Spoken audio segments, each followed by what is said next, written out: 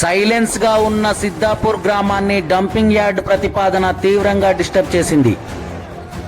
Hero Mahesh Babu దత్తత గ్రామంలో ఇప్పుడు సేవ్ సిద్దాపూర్ అనే స్లోగన్ డేంజర్ బెల్స్ మోగిస్తూ కంటి మీద కొనుకు లేకుండా ఉన్న పరిసర గ్రామాల ప్రజానికాన్ని సమరానికి సై అనేలా ప్రేరేపించింది. సినీ నటుడు మహేష్ బాబు దత్తత గ్రామంలో డంపింగ్ యార్డ్ హటావో సిద్దాపూర్ బచావో అంటూ నిరసన గళాన్ని వినిపిస్తున్న గ్రామస్తులు ప్రభుత్వంతో తాడో పేడో తేల్చుకునేందుకు వైలెన్స్ వైపు అడుగులు వేసేలా ఊసిగొలిపింది. రంగారెడ్డి జిల్లా కొత్తూరు మండలం సిద్దాపూర్ గ్రామ పంచాయతీ పరిధిలోని ప్రభుత్వ భూములు చెత్తకు ఆవాస కేంద్రంగా మారబోతున్నాయన్న వార్తా కథనాలు ఊరి ప్రజల మెదళ్లను ఉక్కిరిబిక్కిరి అయ్యేలా చేయడంతోనే గత కొన్ని రోజులుగా చెత్త ప్రస్తావనపై చిర్రెత్తి ఉన్న గ్రామస్తులు ప్రభుత్వ తీరును నిరసిస్తూ ఆగ్రహంతో ఊగిపోతున్నారు. గత బీఆర్ఎస్ ప్రభుత్వంలో ఐటీ పార్క్ ఫుడ్ ప్రాసెసింగ్ యూనిట్ల కోసం సేకరించిన స్థలంలో కొత్తగా డంపింగ్ యార్డ్ ఏర్పాటు ప్రస్తావన గ్రామస్తులకు మింగుడు పడని అంశంగా మారింది.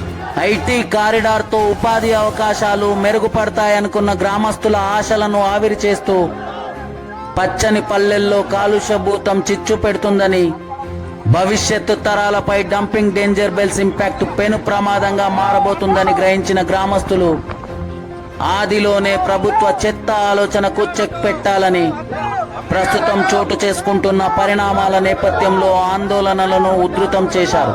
తెలంగాణ రాష్ట్ర ప్రభుత్వ పాలనలోని లోతైన మర్మాన్ని అంచనా వేయలేని గ్రామస్తులు స్థానికంగా అగ్రనాయకుల వ్యవహార శైలిపై కూడా అనుమానాలను వ్యక్తపరిచారు. పరోక్షంగా నేతలు దాగుడు మూతల రాజకీయాలను పక్కన పెట్టాలని, పార్టీలకు అతీతంగా నాయకులంతా సామాన్యులతో కలిసి నడవాలని పిలుపునిస్తూ సమస్య పరిష్కారానికి కృషి చేయాలని సూచించారు. ఇదే క్రమంలో ప్రభుత్వం డంపింగ్ యార్డ్ ఏర్పాటు నిర్ణయాన్ని ఉపసంహరించుకోవాలని డిమాండ్ చేస్తూ మ్రోగించిన జంగ్ సైరన్ లో భాగంగా తాజా మాజీ ఎమ్మెల్యేలు ఎవరి ప్రయత్నాల్లో వారు నిమగ్నం అవ్వడం కోసమేర్పు. చూడాలి మరి దత్తత గ్రామం సిద్దాపూర్లో శ్రీమంతుడి ఇన్వాల్వ్మెంట్ ఉంటుందా? డంపింగ్ డేంజర్ బెల్స్ వ్యవహారంలో ప్రభుత్వ వైఖరి ఎలా ఉంటుంది? అసలు డంపింగ్ యార్డ్ ఏర్పాటు ప్రతిపాదనల్లో నిజమెంత? ప్రజాభిప్రాయ సేకరణ జరుగుతుందా? ఇలా ఎన్నో అనుమానాలను రేకెత్తిస్తున్న డంపింగ్ యార్డ్ అంశంలోని డౌట్లు క్లియర్ అవ్వాలంటే ఇంకాస్త టైం వేచి చూడాల్సిందే. Wait and watch. చూస్తూనే ఉండండి సీమై టీవీ. ఇక్కడ ఏదైతే డంపింగ్ యార్డ్ ప్రభుత్వం ప్రతిపాదించిందో ఇది కేవలం సిద్దాపూర్ అనే కాదు, ఈ సిద్దాపూర్ చుట్టుపక్కల దాదాపు 15 కిలోమీటర్ల మేర ప్రతి ఒక్క గ్రామ పంచాయతీకి దీనివల్ల తీరని అన్యాయం జరుగుతుంది. ఇక్కడ రైతులందరూ ఈ డంపింగ్ యార్డ్ వస్తే ఒక సంవత్సరన్నర లోపు అన్ని వసతులు ఉండి కూడా ఇక్కడ బతకలేని పరిస్థితి వచ్చి ఇక్కడ నుంచి వలసపోయి బతికే పరిస్థితి వస్తుంది. కాబట్టి సిద్దాపూర్ పరిసర ప్రాంత ప్రజలకు నేను విజ్ఞప్తి చేసేది ఏంటంటే ఇది కేవలం సిద్దాపూర్ సమస్య కాదు, చుట్టుపక్కల ఉన్న గ్రామాలందరి సమస్య. ఎవరో ఒకరు పోయి ఉద్యమం చేస్తున్నారు, మేము ఎవరో చేసేవాళ్ళు చేస్తున్నారు కదా మేము ఇంట్లో కూర్చుంటామంటే కుదరదు. మనం అందరము ఒక 20 రోజులు దాదాపు నెల రోజులు పని కట్టుకొని అన్ని పనులు వదిలేసుకొని దీని మీద ఉద్యమం చేస్తే తప్ప ఈ సమస్య మనకు నెరవేరదు. మేము పార్టీలకు అతీతంగా ఈ డంపింగ్ యార్డ్ అనేది ప్రజలందరికీ నష్టం చేకూరే ఇది ఉంది కాబట్టి మనం చేతులు కాలినాక ఆకులు పట్టుకుంటే ఏం రాదు, బూడిది తప్ప. ఈ ప్రారంభ దశలోనే మనం దీన్ని తీవ్రంగా ఖండించి దీనిపైన పోరాటం చేసి పోరాటాన్ని ఉధృతం చేసి దీన్ని ఆపగలిగితేనే మనం మన భవిష్యత్ తరాలకు కనీసం ఒక ప్రశాంతమైన వాతావరణము, మంచి ఎన్విరాన్మెంట్ ఇచ్చినట్టు అవుతాము. కాబట్టి దీనిపైన ఎవరైతే నాయకులు కానీ ఎవరైనా దీని మీద ఉద్యమం చేస్తున్నారో వాళ్లకు కుల మత ప్రాంతాలకు అతీతంగా, రాజకీయ పార్టీలకు అతీతంగా, రాజకీయాలకు దూరంగా ఉండి మేము దీని మీద పోరాటం చేసే నాయకుడికి మేము సంపూర్ణ మద్దతు తెలియజేస్తాము. రేపు చలో కలెక్టరేట్ కార్యక్రమానికి పిలుపునిచ్చారు. మేము ఒకటే చెప్తున్నా, పార్టీలు అన్ని పక్కన పెడదాము. మంచి చేసేవాడు ఎవరైనా సరే మంచికే మనం వెనుక నడవాలి తప్ప ప్రతిదానికి రాజకీయం చేస్తే కాదు. మనకు ఇబ్బంది అవుతుంది. ఇంతమంది ప్రజలు ఈరోజు బతకలేని పరిస్థితి, ఇక్కడ వ్యవసాయము ఏం చేసుకోలేని పరిస్థితి ఉన్నప్పుడు మన పార్టీలు ఇవన్నీ ఏం సంబంధం అండి? ఏమున్నా నాయకుడు ఎవరైతే ముందు దీని మీద ఉద్యమం చేస్తున్నారో వాళ్ళకు మా సంపూర్ణ మద్దతు ప్రకటిస్తా ఉన్నాము. రేపు చలో కలెక్టరేట్ కార్యక్రమాన్ని కూడా మేము విజయవంతం చేస్తాము. మరియు దీనికోసం పోరాడే నాయకుడికి వారి అడుగుజాడల్లో నడిచి వారి బలాన్ని మరింత బలం చేకూర్చే విధంగా మేము ఇది ఉద్యమం చేయదలుచుకుంటున్నాము. మేము ఈ రోజు సిద్దాపూర్ ఈ గడ్డ మీద ఎందుకు వచ్చినామంటే డంపింగ్ యార్డ్ వార్త ఇక్కడ డంపింగ్ యార్డ్ వేస్తున్నారని ఒక వారం రోజుల నుంచి కలవర పెడుతుంది రైతులకు. ఈ విషయం క్వశ్చన్ ఏంటంటే గత గవర్నమెంట్ బీఆర్ఎస్ ప్రభుత్వం ఏదైతే ఉందో ఇందిరమ ఇచ్చినటువంటి అసెంట్ ల్యాండ్ ఎవరికి ఇస్తుంది? ఉపాధి భూమి లేని వారికి, ఎస్సీ ఎస్టీ వాళ్ళకి ఇచ్చినటువంటి భూములను గత ప్రభుత్వం తీసుకొని ఇక్కడ ఐటీ పార్క్ ఏర్పాటు చేస్తున్నామనే ఉద్దేశంతో తీసుకొని, అంటే మేము కూడా అప్పుడు మా రెవెన్యూ నుంచి కూడా 15-20 ఎకరాల వరకు మా రైతుల భూములు కూడా ఉన్నాయి. కానీ మేము అప్పుడు ఎందుకు కాంప్రమైజ్ అయినామంటే నెక్స్ట్ తరంలో టీ హబ్ ఏర్పడితే మా పిల్లలకు కూడా ఉద్యోగాలు వస్తుంది, భూముల విలువలు కూడా పెరుగుతుంది, పరిశ్రమలు కూడా వస్తే మాకు ఉపాధి దొరుకుతుంది, మార్కెట్ విలువ పెరుగుతుంది. ఇదే ఉద్దేశంతోనే మేము అప్పుడు ఆ గవర్నమెంట్ ను వ్యతిరేకించకుండా వాళ్ళు ఇచ్చినటువంటి రూపాయలకే మా గ్రామ పంచాయతీ నుంచి కానీ చుట్టుపక్కల ఎస్సీ ఎస్టీల భూములు ఎక్కువ ఉన్నాయి కాబట్టి మేము అప్పచెప్పడం జరిగింది. కానీ బీఆర్ఎస్ ప్రభుత్వం ఇప్పుడు అయిపోయిన తర్వాత ఇప్పుడు కాంగ్రెస్ ప్రభుత్వం ఏదైతే వచ్చిందో ఈ కాంగ్రెస్ ప్రభుత్వంలో నిన్న మొన్నటి వరకు కన్స్ట్రక్షన్ జరుగుతుంది. అందరికీ చుట్టుపక్కల ఒక అపోహ, ఒక మెసేజ్ ఉండే టీ హబ్ ఏర్పడుతుంది, టీ హబ్ పనులకు సంబంధించిన కన్స్ట్రక్షన్ జరుగుతుందని. కానీ ఏదైతే ఉందో ఇప్పుడు వారం రోజుల నుంచి ఒక వార్త కలవర పెడుతుంది, రైతులను చాలా ఇబ్బందికి గురి చేస్తుంది. నిద్ర రావడం లేదు, మా బతుకులు నెక్స్ట్ ఏమైతుందనే ఆలోచనతోనే ప్రజలందరూ బాధపడుతున్నారు. కాబట్టి ఈ కాంగ్రెస్ ప్రభుత్వం టీ హబ్ పేరుతో గత ప్రభుత్వం తీసుకొని ఈ కాంగ్రెస్ ప్రభుత్వం ఇప్పుడు ఈ డంపింగ్ యార్డ్ ను ఎమ్మెల్యే గారి అనుమతి లేకుండా ఎక్కడ ఏ విధంగా నిర్మిస్తారు? ఇంకోటి ఎంఆర్ఓ గారు చెప్తున్నటువంటి ఏంటంటే అపోహ మాత్రమే, అది ఉత్తర్వులు ఇంకా వెలువడలేదు అంటున్నారు. సరే, ఉత్తర్వులు వెలువడనప్పుడు ఎమ్మెల్యే గారు ఇప్పుడు షాద్నగర్ మన ఎమ్మెల్యే ఎవరైతే ఉన్నారో విర్లపల్లి శంకర్ గారు మరి ఉత్తర్వులు రాలేనప్పుడు ఉత్తమ్ కుమార్ రెడ్డిని మంత్రులను కలవడం మాకు చాలా కలవర పెడుతుంది. ఎందుకంటే వాళ్ళు ఉత్తర్వులు ఆర్జీలు పెట్టుకుంటున్నప్పుడు ఒక ప్రజాప్రతినిధి ఉండి ఆర్జీలు పెట్టుకున్నప్పుడు ఇప్పుడు మెసేజ్ ఎట్లుంటది? ప్రజలకందరికీ అది వస్తున్నట్టే కదా. ఇప్పుడు అధికారి ఒక ఎమ్మెల్యేగా అర్జీ పెట్టుకున్నప్పుడు వస్తున్నట్టే మెసేజ్ ఇస్తున్నట్టే. కానీ మీరు ఏదైతే కమిటీలు పెడుతున్నారో పార్టీల అతీతంగా ఏ పార్టీకైనా సరే మేము మద్దతు తెలపడానికి, మేము వ్యతిరేకించడానికి, పోరాడడానికి, ఉద్యమించడానికి మేము సిద్ధంగా ఉన్నాం. కానీ నిన్న బీఆర్ఎస్ వ్యతిరేక కమిటీని ఒకటి ఏర్పడితే దానికి చైర్మన్ గా సత్యనారాయణ అన్న గారు నియమిస్తే కాంగ్రెస్ పార్టీ కూడా నిన్న ఒక కమిటీ ఏర్పడింది. జేఏసీ అధ్యక్షుడుగా అంబేటి ప్రభాకర్ గారు ఎన్నికలైనారు. సరే, వాళ్ళకి కూడా శుభాకాంక్షలు తెలియజేస్తూ ఎన్నికైనందుకు, కమిటీలు ఏర్పడుతున్నందుకు చాలా సంతోషకరమైన విషయమే ఇది. కాకపోతే ఈ కమిటీలన్నీ మనం ఫ్యాన్ కింద కూర్చొని ఏసీ రూమ్ లో కూర్చొని కమిటీలు చేసుకుంటే మన సమస్య పరిష్కారం కావు అని నా భావన. ఎందుకంటే ఇప్పుడు మాట్లాడవచ్చు, తర్వాత మీకు ప్రశ్నించే స్థాయి ఉందా మమ్మల్ని? ప్రజాస్వామ్యంలో ఉన్నాం రా భయ్, కంపల్సరీ మేము ప్రశ్నిస్తాం. మా ఓట్లు మీకు అవసరమైనప్పుడు మేము ఎందుకు ప్రశ్నించాం? పాలకులు నిలదీసే హక్కు ప్రజాస్వామ్యంలో రాజ్యాంగంలో అంబేద్కర్ గారు ఇచ్చినటువంటి హక్కుతోని ప్రశ్నిస్తున్నా ఈ రోజు. అదేవిధంగా ఫ్యాన్ల కింద, ఏసీ రూమ్ల కింద కూర్చొని మీరు కమిటీలు చేస్తే మన సమస్య ఏడా పరిష్కారం అవుతుంది? పార్టీలో మీ ఏదైనా సరే ఒక పార్టీలో ఉండి ఉద్యమాలు నడపలేం. పార్టీ గీత ఉంటది, పార్టీ గీత దాటదు. కాబట్టి తెలంగాణ ప్రాంతాన్ని ఏదైతే అన్యాయశార్ గారు నినదించి ఉన్న పదవులను ఇసిరి పారేసి బయటి ప్రజలతోని కలిసి ఉద్యమం చేసిండో ఈ రోజు అదే విధంగా మన ఎమ్మెల్యే షాద్నగర్ ఎమ్మెల్యే గారిని ఉన్న పదవిని మీ తాకట్టు పెట్టి ప్రజల కోసం రాజీనామా చేసి, రాజీనామా అనే అంశం మీరే అంటున్నారు కదా, రాజీనామా మీరే చేసి మా ప్రజలతోని కలిసి ప్రజలకు జవాబుదారీతనంగా మీరు ఉండాలి. కాబట్టి మీ పదవులను తాకట్టు పెట్టి చాలా మంది సర్పంచ్లు అంటున్నారు, కాంగ్రెస్ సర్పంచ్లు మేము రాజీనామా చేస్తామని. ఫ్యాన్ల కింద కమిటీలు వేసుకుని ఇంట్లో కూర్చుంటే కాదు ఇది. ఇక్కడ రాజేద్దాం. ప్రభుత్వం దగ్గర తుపాకీలు ఉండొచ్చు, కానీ మన దగ్గర గుండె ఉంది. సుభాష్ చంద్రబోస్ స్వాతంత్ర అడ్డు పెట్టినట్టు మన గుండెను అడ్డు పెట్టి ఇక్కడ మన ఉద్యమాన్ని తీవ్రతరం చేద్దాం. కాబట్టి పార్టీల అతీతంగా అందరూ ఈ సిద్దాపూర్ గడ్డ నుంచి వచ్చి అందరూ ఈ ఉద్యమాన్ని తీవ్రతరం చేసి మన ఈ డంపింగ్ యార్డ్ ని తక్షణమే ఆపాలని మేము పాలకులను డిమాండ్ చేస్తున్నాం. అదేవిధంగా కాంగ్రెస్ పార్టీ సర్పంచ్లు ఏదైతే నినాదం ఇచ్చిందో సంతోషమే, కానీ ఫ్యాన్ల కింద కాకుండా ప్రజలతో కలిసి ప్రజల తరఫున పోరాటం చేయాలని పిలుపు ఇస్తున్నాం.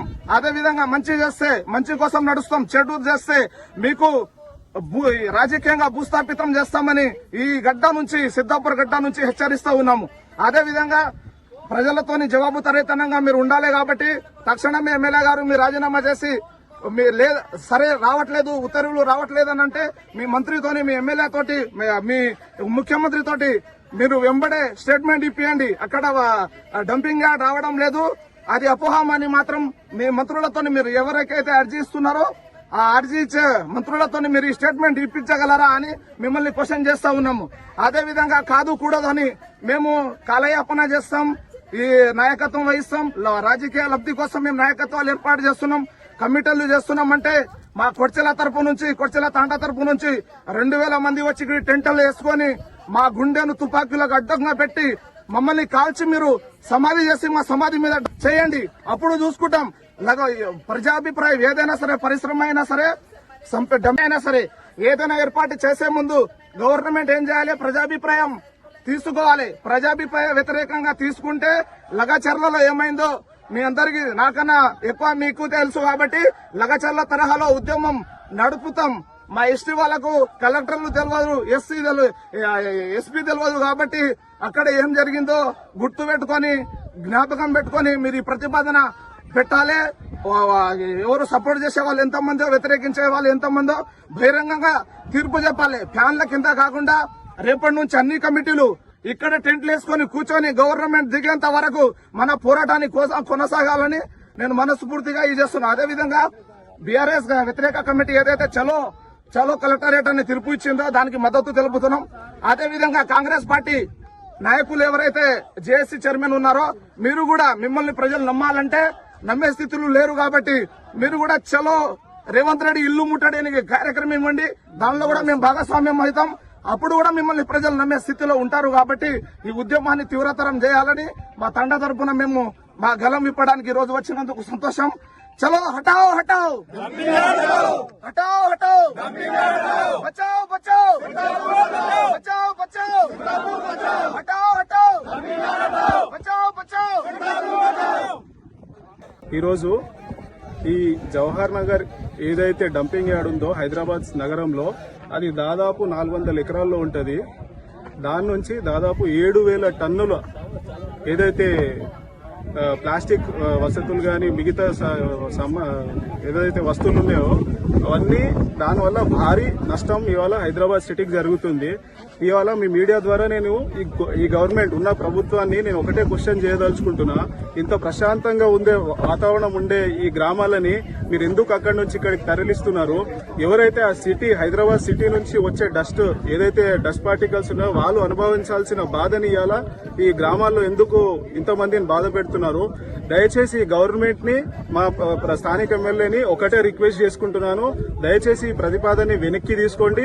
మీరు బహిరంగంగా ముందుకొచ్చి అందరి ముందల ఓపెన్ గా స్టేట్మెంట్ ఇవ్వండి. ఇదంతా రూమర్స్ మాత్రమే, ఇది నిజం కాదని రూమర్స్ ఇవ్వండి.